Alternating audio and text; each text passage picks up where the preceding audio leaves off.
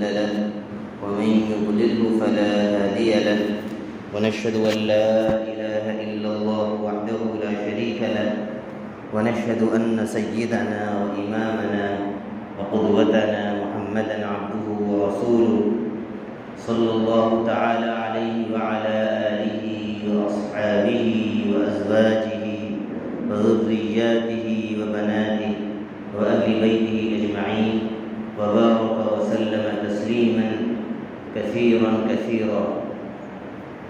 أما بعد، أعوذ بالله من الشيطان الرجيم. بسم الله الرحمن الرحيم. يا أيها الرسل كلوا من الطيبات واعملوا صالحا إني بما تعملون عليم. وقال تعالى: يا أيها الذين آمنوا كلوا من طيبات ما رزقناكم واشكروا لله إن كنتم إياه تعبدون. وقال نبينا محمد صلى الله عليه وسلم: طلب كسب الحلال فریضۃ بعد الفرائض.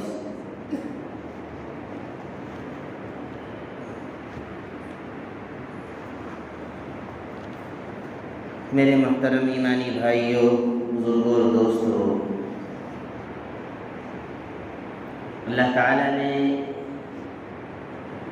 ایمان والوں کو اسی بات کا حکم دیا ہے جس کا حکم اللہ تعالیٰ نے اپنے نبیوں کو دیا. اور وہ کیا حکم ہے؟ اعوذ باللہ من الشیطان الرجیم. یا ایھا الذین آمنوا کلوا من طیبات واعملوا صالحا کلوا من طیبات ما رزقناکم واشکروا للہ ان کنتم ایاہ تعبدون. کہ اے ایمان والو، تم کھاؤ اس میں سے ان پاکیزہ اور پاک چیزوں میں سے جو ہم نے تمہیں رزق عطا کیا ہے، اور تم اللہ کا شکر ادا کرتے رہو اگر تم صرف اللہ ہی کی عبادت کرتے ہو. یہی حکم اللہ تعالیٰ نے اپنے نبیوں کو اور رسولوں کو دیا. یا ایھا الرسل کلوا من طیبات واعملوا صالحا. اے رسولو، اے نبیو، تم پاک اور حلال چیزیں کھاؤ اور نیک عمل کرتے رہو. انی بما تعملون علیم. تم جو کچھ بھی کرتے ہو میں اس کا پورا علم رکھتا ہوں. تو ایمان والوں کو ایک بنیادی حکم یہ دیا گیا ہے کہ وہ پاک چیزیں کھائیں، حلال چیزیں کھائیں، طیب چیزیں کھائیں. جو حلال ہے وہی پاک ہے، جو حلال ہے وہی پاک ہے، اور جو حرام ہے وہ ناپاک ہے، وہ خبیث، وہ بری چیز ہے، گندی چیز ہے. ایک اور بات یہ معلوم ہوئی کہ اگر آدمی حلال اور پاک چیزیں کھائے گا تو نیک عمل کی توفیق ملے گی. اس لیے کہ اس آیت میں فرمایا اللہ تعالیٰ نے: اے رسولو، تم پاک چیزیں کھاؤ اور نیک عمل کرو. اس میں یہ بات چھپی ہوئی ہے کہ پاک چیزیں جب آدمی کھائے گا تو ہی نیک عمل کی توفیق ملے گی، اور اگر پاک چیزیں نہیں کھائے گا، ناپاک چیزیں کھائے گا، حرام کھائے گا، تو اس کو پھر نیک عمل کی توفیق نہیں ملے گی. اور اللہ نے نبیوں کو یہاں پر یہ بات فرما دی کہ جو کچھ تم کر رہے ہو مجھے اس کا پورا علم ہے. یہ انداز اللہ تعالیٰ کا بہت ڈرانے والا ہے. رسولوں کو جب اللہ تعالیٰ اس طرح خطاب فرما رہا ہے تو عام بندوں کو، ہمیں اور آپ کو کتنا اس چیز کا خیال کرنا چاہیے کہ اگر ہم حرام کھائیں گے تو اللہ تعالیٰ دنیا میں بھی اس کے برے اثرات ہماری زندگی پر ڈالے گا، پریشانیاں آئیں گی، مشکلیں آئیں گی، اور کل جب ہم مر کر اللہ تعالیٰ کے پاس جائیں گے تو اللہ تعالیٰ ہمیں حرام کھانے کی سزا اللہ تعالیٰ دے گا.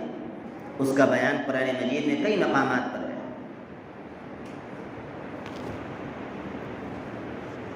میرے بھائیوں، اب یہ بات آتی ہے کہ حلال چیزیں کھانے کا جب اللہ نے حکم دیا ہے تو حلال چیزوں کے حاصل کرنے کا کیا راستہ ہے؟ حلال چیزوں کے حاصل کرنے کا کیا راستہ ہے؟ حلال چیزوں کو حاصل کرنے کا راستہ تجارت ہے. کیا ہے؟ تجارت. اور حرام کمائی کا راستہ کیا ہے؟ سود ہے، جوا ہے، رشوت ہے. یہ حرام کا راستہ ہے. حلال میں آپ کو محنت کرنی پڑے گی، حرام میں کوئی محنت نہیں کرنی پڑے گی. یاد رکھیے، جنت کو اللہ تعالیٰ نے حفت الجنت بالمکارہ، جنت کو اللہ تعالیٰ نے ناپسندیدہ چیزوں سے گھیر دیا جو ہمارے نفس کو ذرا مشکل معلوم ہوتی ہیں، جس میں محنت کرنی پڑتی ہے، جس میں اپنا دماغ لگانا پڑتا ہے، جسم کو کھٹانا پڑتا ہے. جنت کو ان چیزوں سے گھیر دیا گیا. حلال کمائی. کتنے ایسے لوگ ہیں جو حلال کمائی کا موقع رہتے ہوئے جسم اور صحت کی نعمت کے ملے رہنے کے باوجود تجارت نہیں کرتے، حرام کی طرف جاتے ہیں، شارٹ کٹ کما لیں گے، راتوں رات امیر بن جائیں گے. یہی حرام اور حرام کھانے کا ذریعہ بنتا ہے. یہ چیز انسان کے اندر کہ ہم فوراً امیر بن جائیں اور ہمیں محنت نہ کرنی پڑے، اور گھر میں آدمی بیٹھا ہوا ہے اور بازار جاتا ہی نہیں ہے، تجارت کرتا ہی نہیں ہے، تو اب گھر کیسے چلے گا؟ نظام کیسے چلے گا؟ گھر میں چولہا کیسے جلے گا؟ تو پھر حرام کی طرف جاتا ہے آدمی. لاٹری لگا لیں گے، لاٹری لگ گئی تو لگ گئی. لاٹری کو اللہ نے حرام قرار دیا، جوا کو اللہ نے حرام قرار دیا، سود کو اللہ تعالیٰ نے حرام قرار دیا، اس لیے کہ اس میں محنت نہیں کرنی پڑتی. پیسے سودی قرض پر دے دیے. پیسے سے پیسہ کمانا حرام ہے، اسی کو سود بولتے ہیں. پیسے سے پیسہ کمانا، اب چاہے وہ کوئی سود یعنی گھر پر پرائیویٹ قرض دے یا بینک کے ذریعے سے قرض دے، اس کی کوئی بھی صورت ہو، یا بینک جو آپ کی رکھی ہوئی سیونگ اکاؤنٹ میں جو رقم ہے اس پر جو انٹرسٹ دیتا ہے وہ بھی سود ہے، اس لیے کہ آپ نے اس میں کوئی محنت نہیں کی ہے. آپ نے پیسے رکھے ہیں، پیسے سے پیسہ بن کر مل رہا ہے. یاد رکھیے، سود کا جو فارمولہ ہے وہ یہ ہے کہ پیسے سے پیسے کمائے جائیں، کوئی محنت نہ کرنی پڑے. سودی قرض دیتے ہیں کتنے لوگ. اسی طریقے سے رشوت ہے، رشوت میں بھی کوئی محنت نہیں کرنی پڑتی. ایک چپراسی ہے، سرکاری یا تھانے دار ہے، کسی بھی سرکاری پد پہ ہے، اور وہ اپنے ڈیوٹی کے اوقات میں جو کسی کا کام کر رہا ہے وہ تو اس کی ڈیوٹی ہے بھائی، اسی کی تنخواہ مل رہی ہے اس کو. اب اگر وہ اس ڈیوٹی آور میں کسی کا کام کر کے اس سے پیسے لے رہا ہے تو یہ رشوت ہے کہ نہیں؟ رشوت ہے کہ نہیں؟ اسی کو ہندی میں کہتے ہیں گھوس لے رہا ہے. الراشی والمرتشی کلاہما فی النار. جو رشوت لے رہا ہے اور جو رشوت دے رہا ہے دونوں جہنم میں جائیں گے. عام حالات میں جبکہ رشوت دینے والے کو کوئی مجبوری نہ ہو، رشوت دینے والے کو کوئی شرعی مجبوری نہ ہو. شرعی مجبوری کیا ہے؟ مثال کے طور پر آپ کو حج میں جانا ہے، پاسپورٹ آپ نے اپلائی کیا ہے، اب وہ تھانے دار کے پاس آیا ہے اب وہ بغیر پیسے لیے ہوئے آپ کا پاسپورٹ آگے بڑھائے گا ہی نہیں، اور آپ کو حج پہ جانا ہے، حج فرض ہو چکا ہے، تو ایسی صورت میں اس کو حرام سمجھتے ہوئے مجبوری میں آپ کے لیے اتنی رقم دینا رشوت میں جائز ہو جائے گا، مجبوری میں۔ لیکن کوئی مجبوری نہیں ہے، آپ کے تھانے دار سے تعلقات ہیں، کتنے تو ایسے بھی ہیں محنت نہ کرنے والے اور حرام کی لت، جن کو حرام کی چاٹ لگ گئی ہے، وہ بیچ میں واسطہ بنے رہتے ہیں، میڈیٹر بنتے ہیں، اور تھانے دار سے کہتے ہیں کہ صاحب آپ بیٹھے رہیے کرسی پر، ہم گاہک لائیں گے آپ کا، ہم بیچ میں کام کر دیں گے، چلو پاسپورٹ بنوا دیں گے تمہارا۔ اب تھانے دار نے مثال کے طور پر 1000 روپے لیے، 800 روپے اپنے پاکٹ میں رکھا اور اس میڈیٹر کو 200 روپے دیا، یہ بھی ہوتا ہے۔ اور افسوس کی بات یہ ہے کہ ان سارے اکثر معاملات میں بیچ میں واسطہ اور میڈیٹر کون لوگ بن رہے ہیں آج کل؟ مسلمان۔ ارے بھائی میں صحیح کہہ رہا ہوں کہ نہیں یا غلط کہہ رہا ہوں؟ یہ ہو رہا ہے کہ نہیں معاشرے میں؟ آپ لوگ جواب دیتے رہیے، ورنہ میں کہوں گا کہ میں پتہ نہیں صحیح کہہ رہا ہوں کہ نہیں کہہ رہا۔ میرے بھائیوں، بزرگوں اور دوستو، اسی طریقے سے جہنم کو اللہ تعالیٰ نے خواہشات سے گھیر دیا ہے۔ جہنم میں جانے کے لیے کسی محنت کی ضرورت نہیں ہے، کسی محنت کی ضرورت نہیں، کچھ نہ کریے، بیٹھے رہیے گھر پہ، کھٹیا توڑیے اور حرام کھاتے رہیے، پیٹ کو جہنم سے بھرتے رہیے، مریے، سیدھے جہنم میں جائیں، اس میں کون سی محنت کرنی؟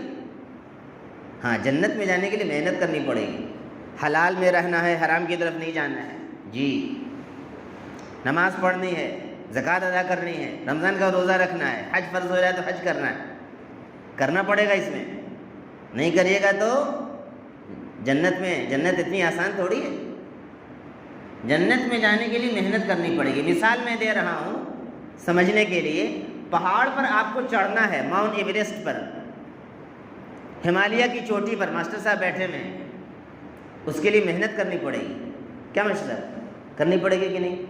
پہاڑ پر چڑھنا، اور بھی ماؤنٹ ایوریسٹ کی چوٹی پر بہت محنت کرنی پڑے گی۔ لیکن کوئی اگر اوپر چڑھ گیا ہے اور اس کو نیچے آنا ہے، تو نیچے آنے کے لیے کسی بھی پہاڑ پر، آپ اسی پہاڑ پہ چلے جائیے، کسی بھی اونچائی سے نیچے آنے کے لیے اتنی محنت نہیں کرنی پڑتی، چڑھنے کے لیے محنت کرنی پڑتی۔ تو جنت میں آپ کو جانا ہے، اس کے لیے محنت کرنی پڑے گی، اور جہنم کے گڑھے میں جانا ہے، کوئی محنت نہیں کرنی۔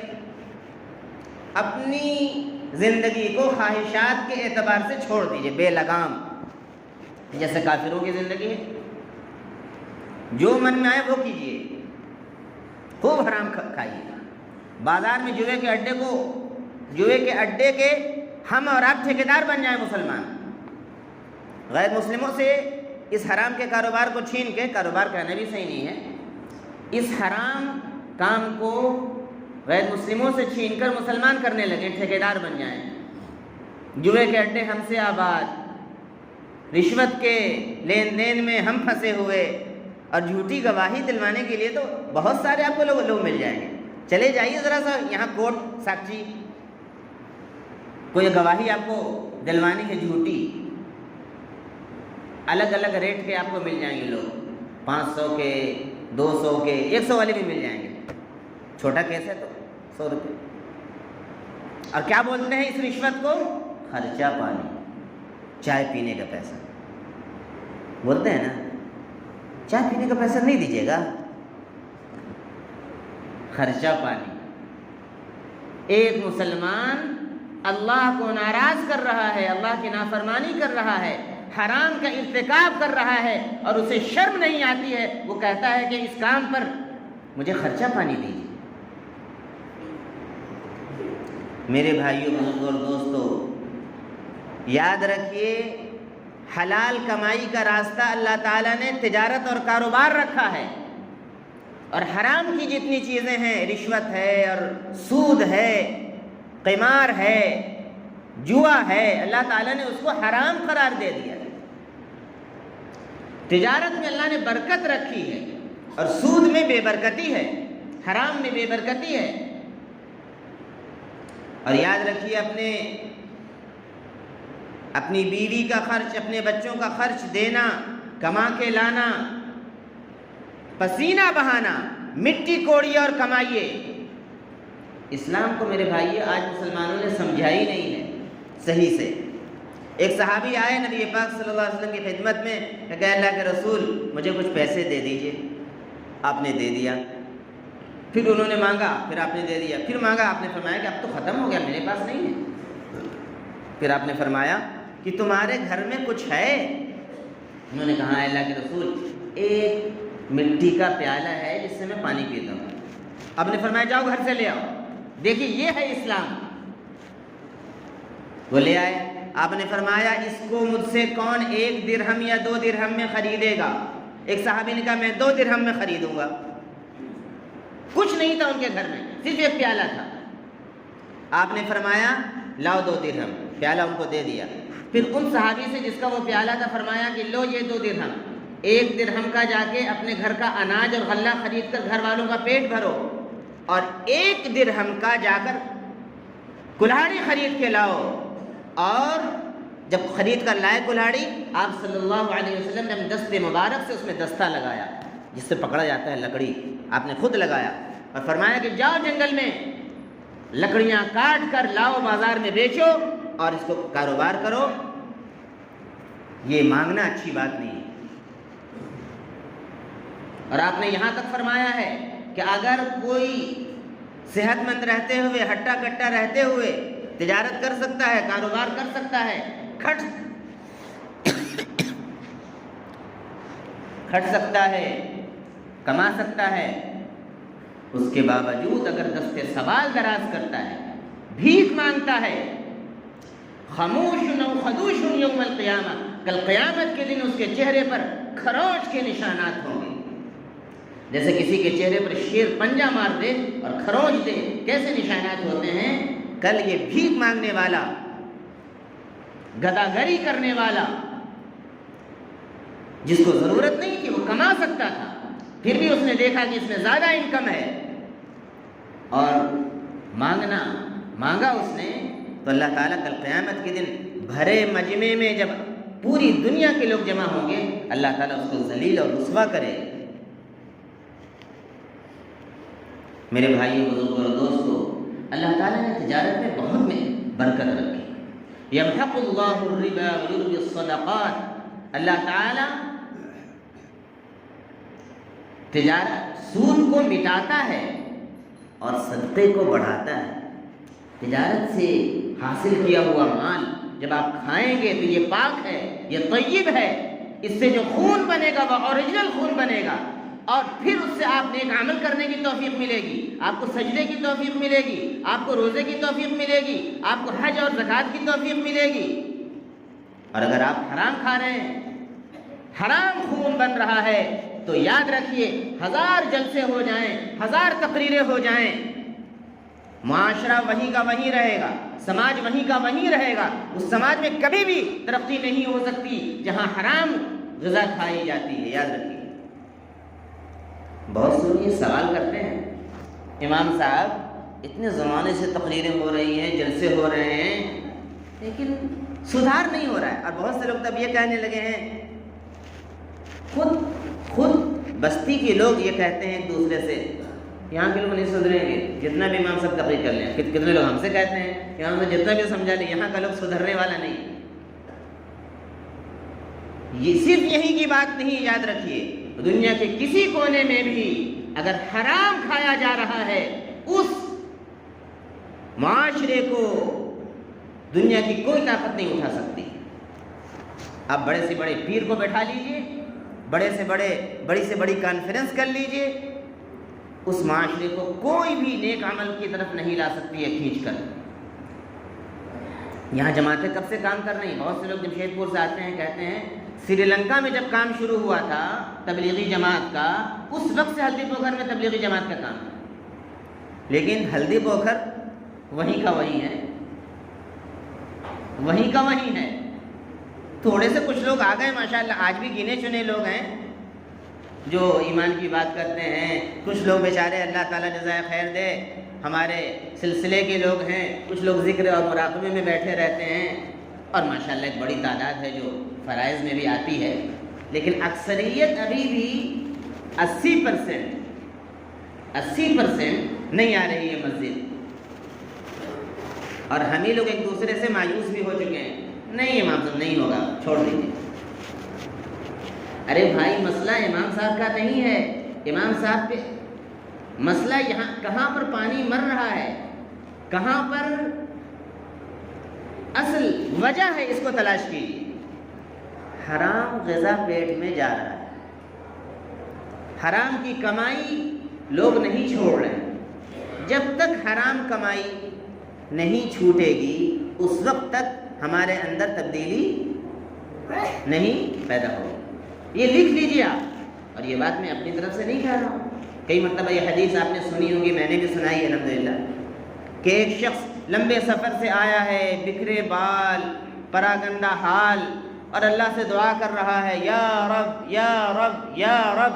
دیکھنے والے سمجھ رہے بڑا پہنچا ہوا ہے، لیکن اللہ تعالیٰ کی طرف سے کہا جاتا ہے، نبی نے فرمایا کہ فَأَنَّا يُسْتَجَابُ لَهُ، اس کا مطعمه حرام وملبسه حرام، اس کا کھانا حرام، اس کا پینا حرام، اور وغذی بالحرام، اس کے جسم کا گوشت اور پوست حرام سے پرورش پا رہا ہے، فَأَنَّا يُسْتَجَابُ لَهُ، اس کی دعا کیسے قبول کی جائے اور کیوں قبول کی جائے گی؟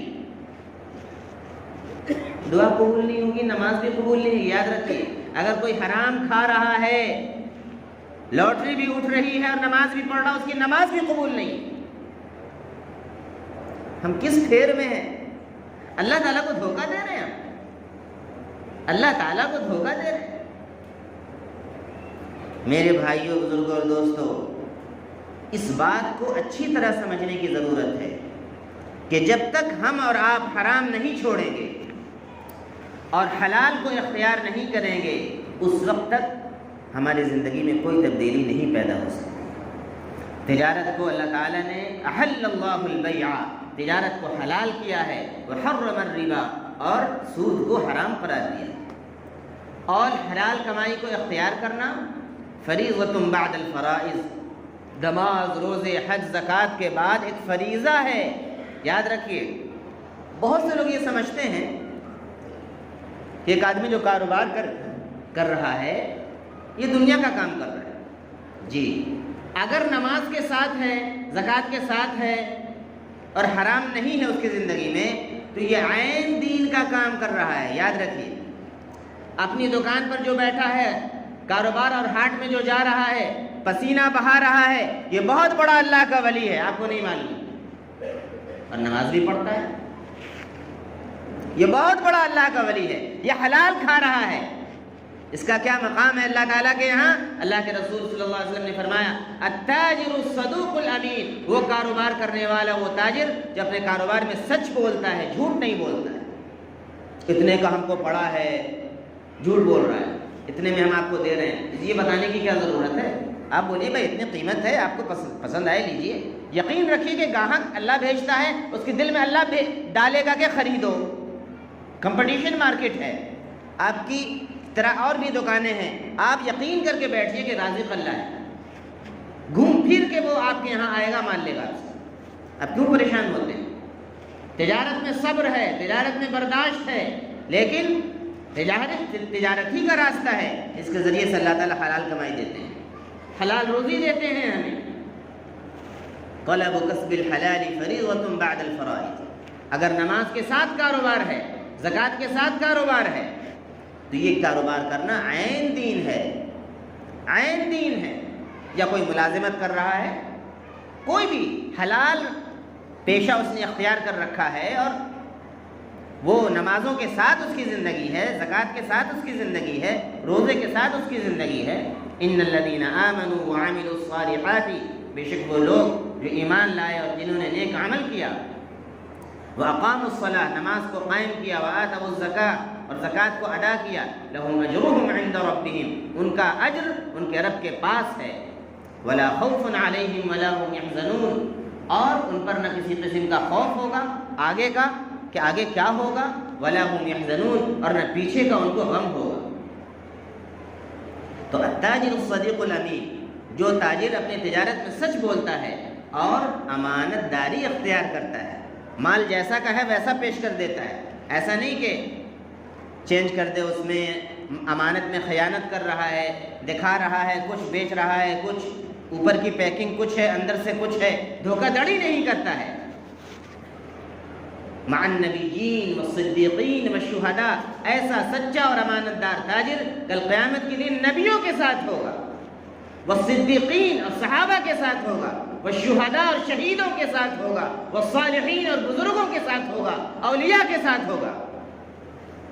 یہ ہے تاجر کا مقام، حلال روزی کو اختیار کرنے والے کا مقام۔